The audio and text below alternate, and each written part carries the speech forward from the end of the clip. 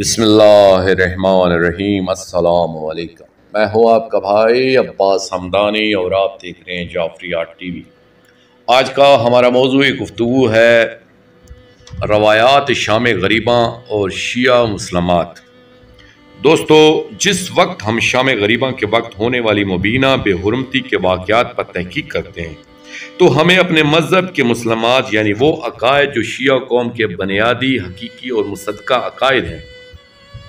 کو پیمانہ بنا کر ہر واقعہ پر تحقیق کی کام کرنا لازم آتا ہے، ورنہ انسان اپنے مذہب کے حقیقی اور بنیادی عقائد کو ناسمجھی کی وجہ سے رد کر دیتا ہے اور اسی وجہ سے مذہب سے خارج ہو جاتا ہے۔ یہ ٹھیک ہے کہ جملہ کتب مقاتل میں پاک خاندان علیہم السلام کے لٹنے کے واقعات بڑی تفصیل سے اور بڑے دردناک انداز میں بیان کیے گئے، مثلا زیورات، پاک دور چادریں، مکنہائے اطہر، شہزادہ میر قاسم علیہ السلام کی پاک دلہن صلوات اللہ علیہا کا جہیز اور باقی سامان کے لوٹنے کے واقعات بڑی شد و مت کے ساتھ لکھے ہوئی ہیں۔ ایک چیز کا تذکرہ موجود ہے، مگر انہی کتابوں میں صاحبان مقتل کا واضح اور سچائی پر مبنی تبصرہ بھی موجود ہے، اور یہ تبصرہ شیخ عاملی کے دور سے لے کر علامہ مجسی اور علامہ دربندی تک، بلکہ موجودہ دور کی مقتل کی کتاب سعادت الدارین تک ہر کتاب میں موجود ہے۔ یعنی ان سب مورخین نے شام غریبہ ہی کی ضمن میں شیعہ مذہب کی اس مسلمہ عقیدہ پر نہ صرف تبصرہ کیا ہے بلکہ اپنی قیمتی آراء سے بھی ہمیں مطلع کیا ہے،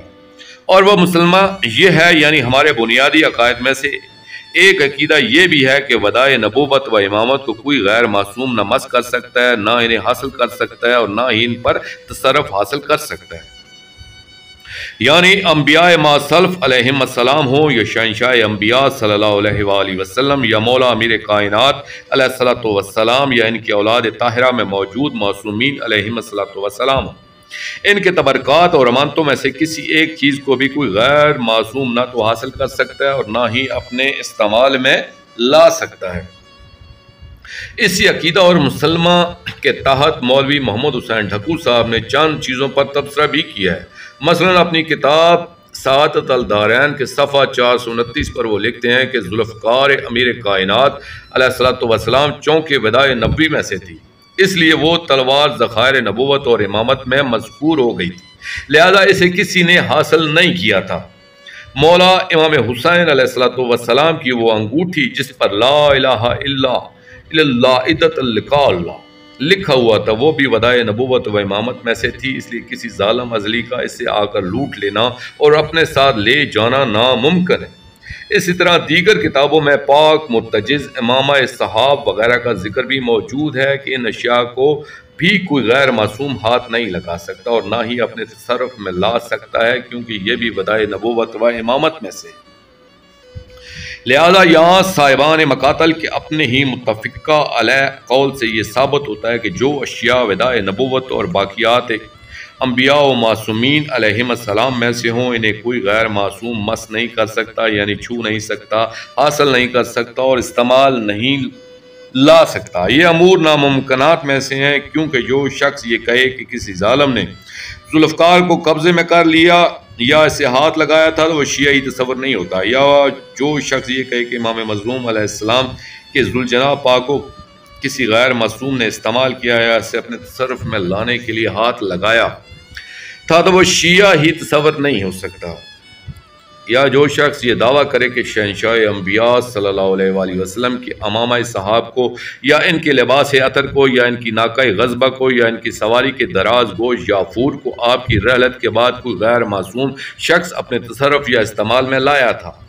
تو جملہ علماء اعظام اور مورخین کا متفقہ فیصلہ ہے کہ ایسا دعویٰ کرنے والا شخص شیعہ تو کیا مسلمان کہلانے کے لائق بھی نہیں ہے، کیونکہ اس نے مسلمات مذہب کے خلاف دعویٰ کیا ہے، جو بالکل باطل ہے۔ بلکہ صاحبان فقہ نے تو یہاں تک فیصلہ صادر کیا ہے کہ مسلمات مذہب کے خلاف بات کرنے والا یا ان کا انکار کرنے والا کفر و شرک کا مرتکب ہوتا ہے۔ اب صاحبان عقل سلیم کی خدمت میں میری اپیل ہے، انہیں دعوت غور و فکر ہے کہ وہ ان تمام باتوں کو مد نظر رکھتے ہوئے سوچیں، غور کریں اور پھر فیصلہ فرمائیں کہ کیا جتنا تعلق ذوالفقار یا تلوار کا شہنشاہ انبیاء صلی اللہ علیہ وآلہ وسلم کے ساتھ تھا، کیا ان کی پاک دختران صلوات اللہ علیہن کا ان کے ساتھ اتنا سا بھی تعلق نہیں تھا۔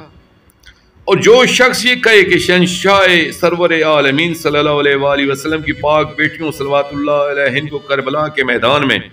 ظالمین و کفار و مشرکین نے ہاتھ لگائے تھے، انہیں نعوذ باللہ تماچے مارے تھے، ان کے جسم ہائے عطر و طاہر و عطر سے پاک دور اور گوشوارے یا زیورات نوچ لیے تھے اور گوش ہائے عطر کو دریدہ کر دیا تھا، تماچوں سے ان کے رخساروں کو زخمی کر دیا تھا، ایسے بےہودہ باتیں کہنے والا شخص کیا پکا شیعہ ہے؟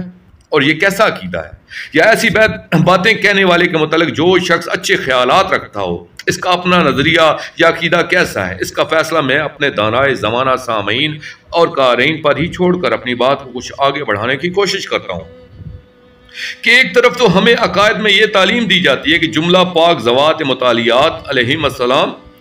سے منصوب اور مخصوص جملہ اشیاء کو کوئی غیر معصوم اپنے تصرف میں نہیں لا سکتا۔ دوسری طرف جب شام غریبہ کے واقعات بیان کیے جاتے ہیں تو پھر سابقہ تمام تعلیمات اور عقائد و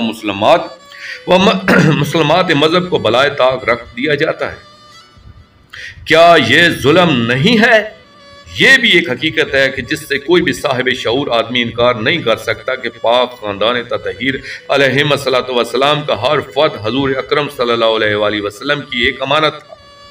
اور اس دعویٰ کی محکم ترین دلیل بھی مقاتل کی کتب ہی میں موجود ہے کہ معظمہ کونین جناب شریکت الحسین بی بی صلوات اللہ علیہ جب بھی اپنے بیمار کربلا بیٹے مولا امام سجاد علیہ السلام کو آواز دے کر بلانا چاہتی تھی تو انداز تخاطب یہ ہوتا تھا: